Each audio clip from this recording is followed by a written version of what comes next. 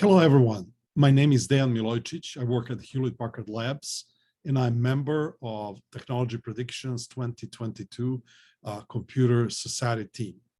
I would like to make a prediction in the year 2022 of the increased use of low-code techniques.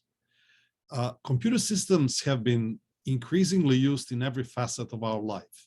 However, not everyone is very versed in programming them. So-called the citizen programmers, they don't really know much about how to program these systems. The same is true in professionals in other areas whose domain is not computer systems.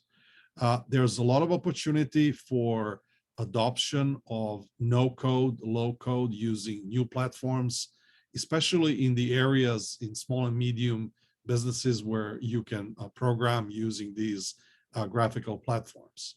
They're also very suitable for regulatory compliance, for security, and many other reasons. If you want to learn more, please download our report. You can hear about this and other techniques.